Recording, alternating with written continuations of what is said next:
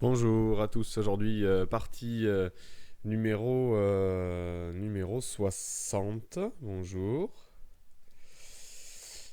C'est parti, j'ai les blancs et on va essayer de changer un petit peu. Euh, Qu'est-ce qu'on n'a pas fait avec les blancs? Qu'est-ce qu'on n'a pas fait avec les blancs? Quelle ouverture on n'a pas joué encore? J'ai envie de varier un petit peu avec cavalier C3. Allez, on va varier les plaisirs.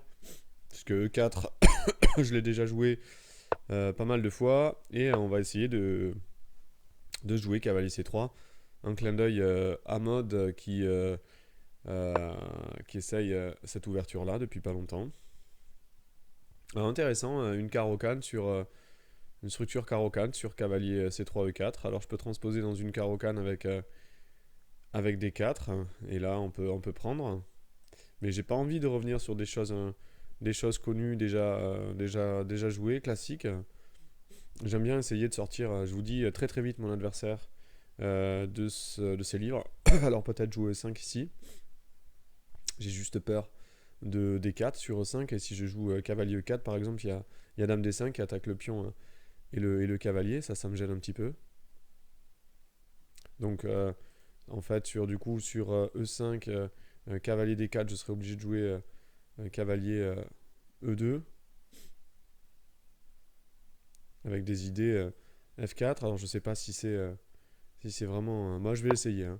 C'est peut-être pas le coup de la position. Ici les noirs peuvent jouer fou F5. Et là, par contre, je retranspose dans une carocane parce que j'aime bien cette variante de la carocane d'en fait. Il faut essayer de retransposer dans ce que vous aimez. Donc là, j'aime bien fou F5 D4, cette variante-là, j'aime bien. Avec des idées après de jouer G4, puisque le cavalier contrôle ici la case E4. Le fou ne peut pas aller. Voilà, fou aussi. Alors, fou aussi, c'est pas un coup. C'est pas le coup de la position normalement. Donc là, on va jouer D4. On va fixer ici la structure. Donc les noirs vont reperdre sûrement un temps pour jouer C5 et attaquer la base de la chaîne de pions dans cette structure-là. Normalement, le fou vient ici quand même. Et après, les noirs essayent de jouer E6. Donc là, c'est un peu bizarre de mettre le fou en E6. Donc l'idée, voilà, c'était de jouer sûrement avec F6. Mais c'est quand même une case un petit peu particulière. J'ai envie de jouer ici F4 pour pouvoir reprendre du pion sur pion prend. Pas de l'autre pion parce que ça libérerait peut-être le pion D au noir. Donc je vais jouer ici F4 pour pouvoir reprendre du pion. Après mon développement classique, hein, cavalier F3, fou là, et il y a des faiblesses sur les cases blanches du côté noir ici. Il y a pas mal de faiblesses maintenant avec G6, H6. Attention quand même, il faut qu'il fasse attention. Parce que j'ai pas des coups comme ici fou D3, avec un jour des possibilités de jouer F5. Hein, ça me paraît vraiment intéressant, avec des idées dame H5 après échec. Ça peut aller vite hein, dans ce genre de position, faut se méfier. On dirait pas comme ça, mais ça peut aller très très vite. Alors, est-ce que par contre, sur fou D3, il faut analyser C5? Parce que j'ai pas des manœuvres à cavalier E2, parce qu'il y a C4 qui enfermerait mon fou. Donc, j'ai pas le temps de jouer cavalier E2 et C3. Donc, ça, c'est un petit peu embêtant. Donc, il faut juste analyser donc, sur fou D3, C5, est-ce que j'ai le temps de jouer F5? Donc, qu'est-ce qui se passe? Donc, après, fou prend, pion prend, je fais dame H5.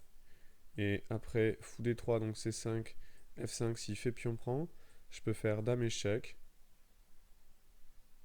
Alors sur roi D7, je joue fou prend F5 et sur fou là, je peux jouer peut-être dame prend. Après, il y a des coups comme fou G6 à analyser, puis fou prend, pion prend C5, je sais pion prend D4 après. Parce que c'est vraiment très très fort. Alors aussi, je peux analyser sur C5 pion prend simplement. Peut-être plus fort encore. Ouais, je vais jouer pour le développement, je vais jouer fou D3 et sur C5, je vais prendre. Et après s'il prend, je reprends. Si je joue des coups comme cavalier C6, je me développe très très vite en fait. Pas là. Cavalier F3 pour défendre mon pion 5. Je vais roquer et je vais jouer l'activité. Je vais jouer l'activité. Je vais jouer l'activité dans cette position. Donc fou G7. Attention quand même là à F5 maintenant. Mon adversaire qui n'a pas peur de F5 quand même. Moi ça m'effraierait. Donc F5, je vous ai dit, la variante à analyser. Donc maintenant c'est pion prend. dame échec, fou F7, ma dame est attaquée, je prends un F5, fou G6, peut-être ici dame H3,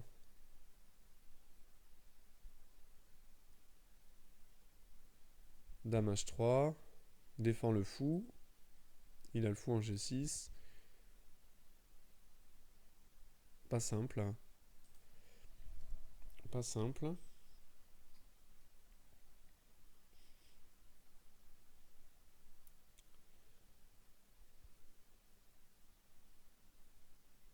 Pas évident, hein. C'est quand même tentant F5, hein. F5, je peux aussi ça jouer à sacrifice de pion positionnel. Pion prend, et puis cavalier F3. C'est aussi très intéressant. Ouais, je vais jouer cavalier F3 tranquille ici. J'ai aussi l'idée de jouer F5 et puis cavalier maintenant H4 pour récupérer le... Hop là, pas ici mais le pion après un F5. C'est peut-être plus fort. Jouer le développement, pas perdre trop de temps dans l'ouverture. Alors il essaye de jouer assez solide, de faire un mur, mais c'est risqué parce qu'avec Rock et puis F5 ça peut être très très risqué. Alors si ferme, le problème c'est que bah, son fou est embêté. Donc là je comprends, son idée c'est de venir ici bloquer la case G4, c'est bien. Ça c'est normal. Donc là je vais rocker.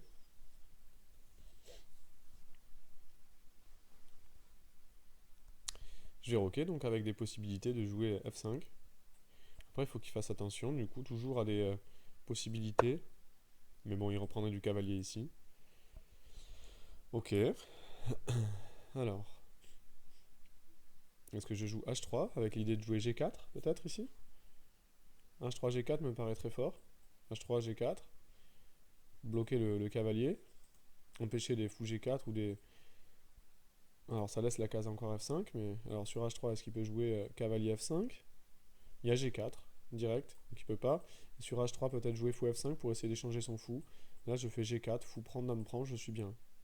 Je suis bien. Non, non, là, il faut jouer H3. En fait, je joue sur le fait que les pièces noires ont peu d'espace. Et donc, quand vous avez peu d'espace, il faut essayer de maintenir un étau, hein, de garder les pièces noires bien bien resserrées. Et donc là, c'est l'idée un petit peu.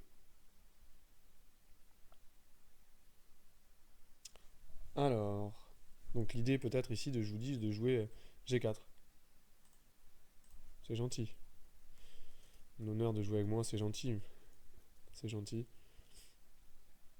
C'est gentil. Je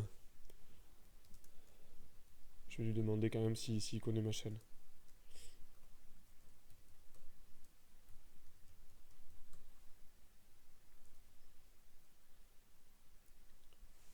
Tu joues. Et s'il va avoir bientôt. Tu joues très bien déjà, alors c'est fou ça. Il va avoir bientôt 10 ans, il me dit. Déjà. Bravo à toi. Regarde. Je vais lui donner le lien de ma chaîne. Alors c'est pas ça. Hop. On va lui donner ça. C'est sympa.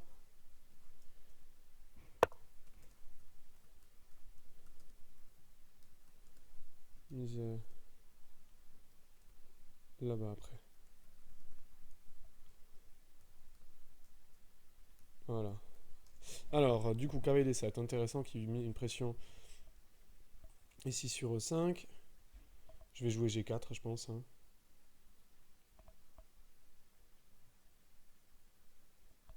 Ou est-ce que je joue fou E3 pour anticiper C5?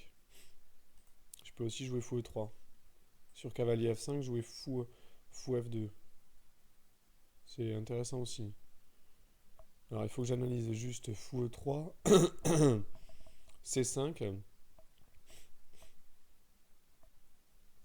Pion prend. Après, il y a pion prend E5. Mais sur pion prend E5, l'inconvénient qu'il a, c'est qu'il a le cavalier, je vous disais, un petit peu en l'air. Donc je vais jouer fou E3. Parce qu'il ne pourra pas se servir de son fou pour attaquer, parce que son fou défend le cavalier. Sur des coups comme Dame A5, je peux éventuellement imaginer des coups comme cavalier A4. Donc, il ne peut pas vraiment faire ce qu'il veut. Alors, est-ce qu'il y a aussi, il faut imaginer les sacrifices positionnels à base de E6 aussi. Mais je crois que je vais jouer simplement ce que je disais, G4. Ça, c'était mon première idée ici. G4, et puis sur fou prend, reprendre de la reine. Tranquille, avec un avantage d'espace. Je mise sur l'avantage d'espace. Il pourra pas jouer des coups comme cavalier F7 après à cause de E6 fourchette sur les deux cavaliers. Il faut qu'il fasse attention à ça.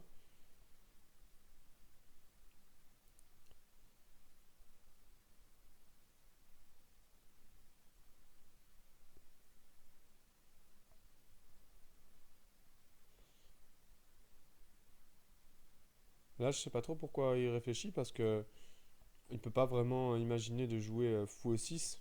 C'est beaucoup trop passif, beaucoup trop dangereux dans cette position. Je peux même imaginer G4, puis on prend fou prend. Et si fou prend, pion prend, avec le fou enfermé et après fourchette, s'il recule.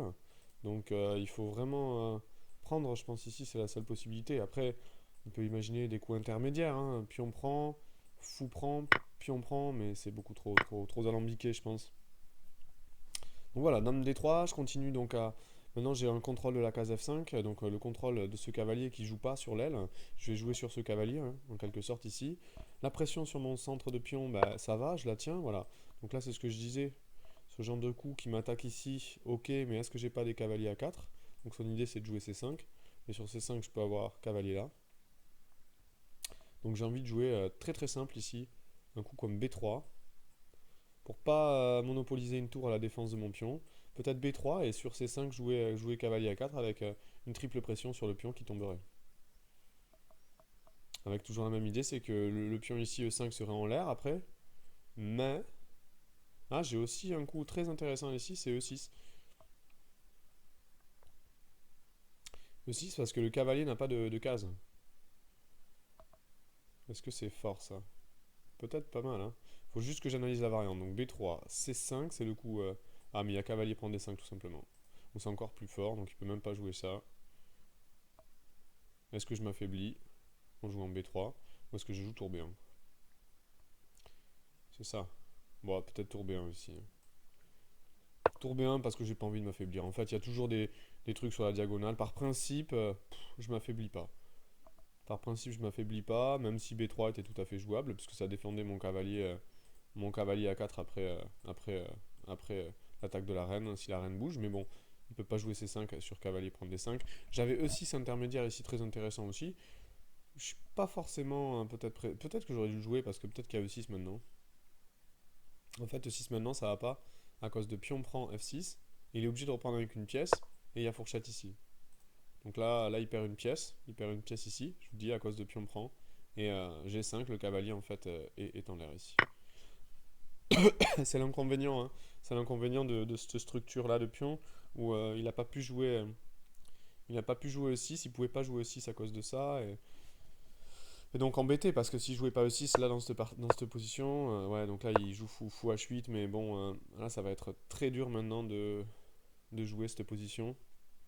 Vraiment très dur, hein. Parce qu'il a un pion en F6 terrible. Maintenant, est-ce que j'ai pas cavalier E5 du coup? Avec une attaque sur le cavalier. S'il prend ici, il y a toujours la fourchette. Et s'il prend ici, il me renforce le pion.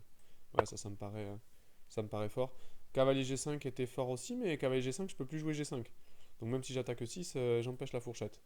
Donc là, je pense que le coup naturel, cavalier E5.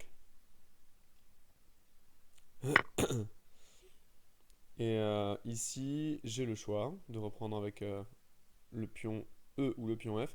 Naturellement, j'ai envie de reprendre avec ce pion pour garder ma structure ici saine. Donc là, bah, j'ai clairement un pion passé soutenu maintenant, en plus, donc un pion en plus, soutenu, qui bloque son fou à H8, donc il a une pièce en moins, son cavalier ici euh, est passif et il est attaqué, donc il va sûrement devoir déjà le bouger. Donc là, j'ai une position complètement gagnante. Voilà. Et donc là, par exemple, je peux m'attaquer à son aile roi ici en jouant H4, H5 peut-être, avec une pression sur le pion G6, ça me paraît tout à fait normal. Il faut juste se méfier à des moments de coups comme cavalier prend. Mais pour le moment, sur pion prend, la dame défend le fou et Et il y a une pression sur sa dame ici, donc je risque rien. Toujours quand même faire attention, hein. Mais bon, pour le moment ça va. Et donc voilà, je vais jouer H5 au prochain coup. Donc là, il menace ici peut-être des prises en F4. Donc l'idée de sacrifier le cavalier, c'est pas bête. Alors, est-ce que je tolère un potentiel sacrifice ou est-ce que déjà je l'anticipe? Le problème, est-ce que j'ai un problème? Non, j'ai pas de problème. Il n'y a que des solutions. Alors, faut anticiper un peu. Donc, cavalier prend, pion prend, dame prend. Il y a peut-être des échecs après ici. Faut juste faire attention à ça. J'ai envie de jouer G5 ici pour bloquer le pion F6.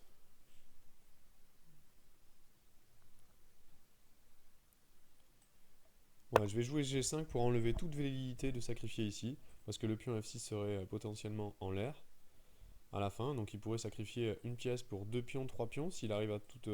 et ça aurait été un bon troc pour lui de perdre une pièce ici, de sacrifier une pièce pour trois pions, si celui-là tombait. Donc là, j'anticipe ce genre de choses, et j'élimine tout contre-jeu. Donc là, il a encore un petit contre-jeu, c'est-à-dire qu'il a une potentielle fourchette ici à la fin. Et je vais aussi ici faire en sorte d'éliminer le contre-jeu en jouant cavalier E2. Cavalier E2 qui élimine la fourchette ici et qui permet de renforcer mon centre avec C3 sur des coups comme C5. J'élimine en fait ici toute trace de contre-jeu. L'important c'est vraiment ça, limiter le contre-jeu de l'adversaire, surtout quand vous avez une position complètement gagnante.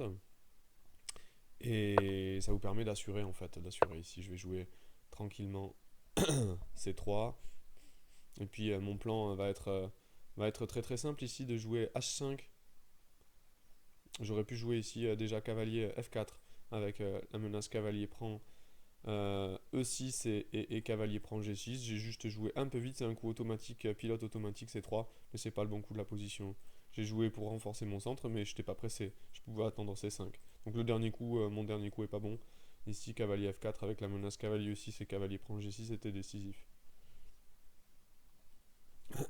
Il aurait pu jouer peut-être cavalier D8, mais j'aurais pu prendre ici, sacrifier. Et il peut rien mettre devant parce qu'il y a mon pion, donc ça gagnait directement une pièce. Donc bon, j'aurais pu le faire, mais c'est pas grave. Donc de toute façon, il sacrifie ici la pièce dans une position, disons, désespérée, faut le dire. Et je vais jouer, je pense, pour échanger les reines ici en jouant fou F4. La reine noire n'a pas de case.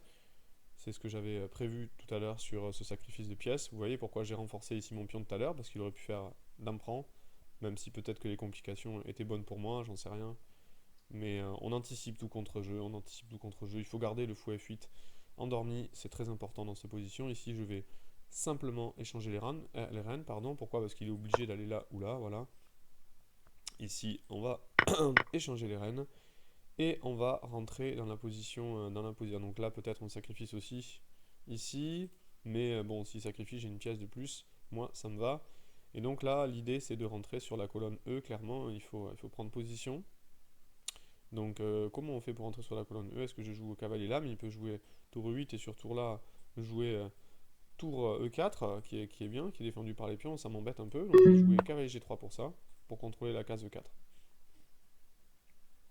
J'ai juste envie d'éliminer la possibilité de tour là et tour là. Voilà. Et ici, échanger les tours. Moi, ça me va. Je vais jouer sur tour ici D8. Je vais jouer roi F2 par exemple. Et puis tout échanger sur la colonne E. Donc ici, tour prend. Sur roi prend, je fais tour échec. Aucun problème ici. Je prends la possession de la colonne. J'ai une pièce de plus. J'ai une colonne ouverte. Je suis ici complètement gagnant. Alors il me suffit juste de faire attention. Ici jouer roi F2, peut-être fou prend, mais sur fou prend, puis on prend roi prend, je suis complètement gagnant, il n'y a pas de problème, j'ai même pas peur du sacrifice, j'ai même pas besoin de l'anticiper avec fou E5. Ok. Donc là, le pion passé ne m'effraie pas non plus. Qu'est-ce que je fais? Est-ce que j'échange la tour par tour prend? Non, non, non. Je vais jouer roi F3.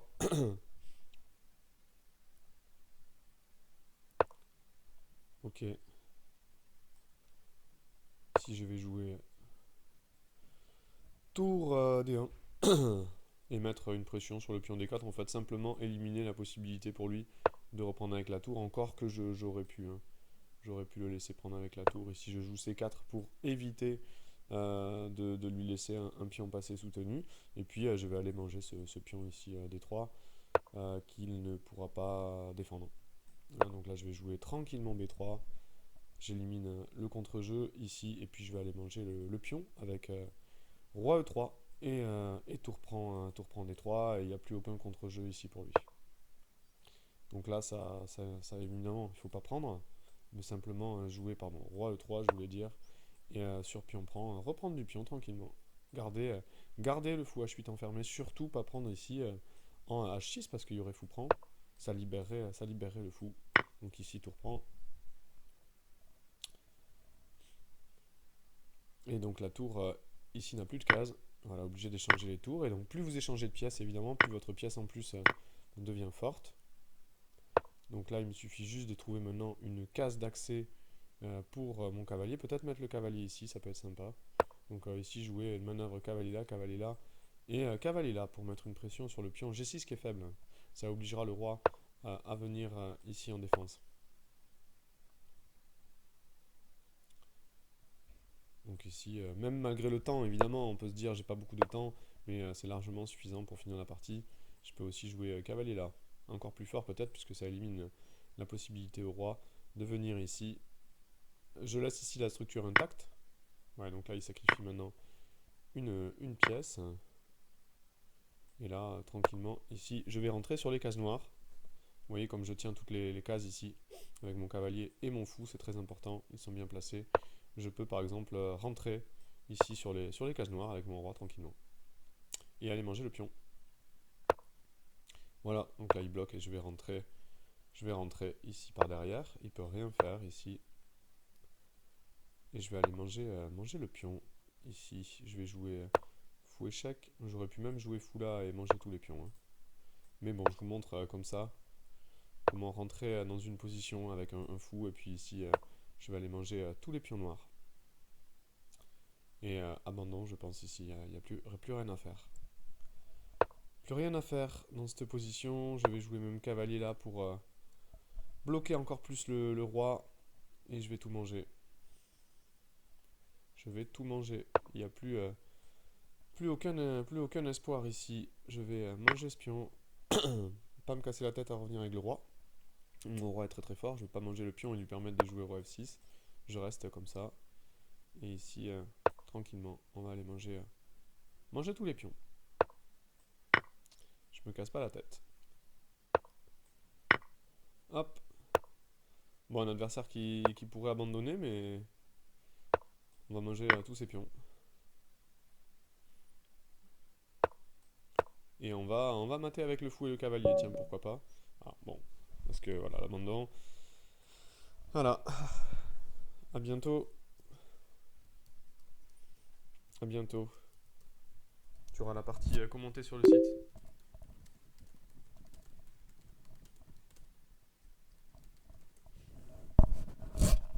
Ok, je félicite mon adversaire et je lui dis au revoir. Moi aussi, je vous dis au revoir du coup à une prochaine partie. Alors si j'ai le temps peut-être aujourd'hui, je mettrai la 61 et puis sinon je vous dis à demain peut-être pour une prochaine partie. Allez, au revoir.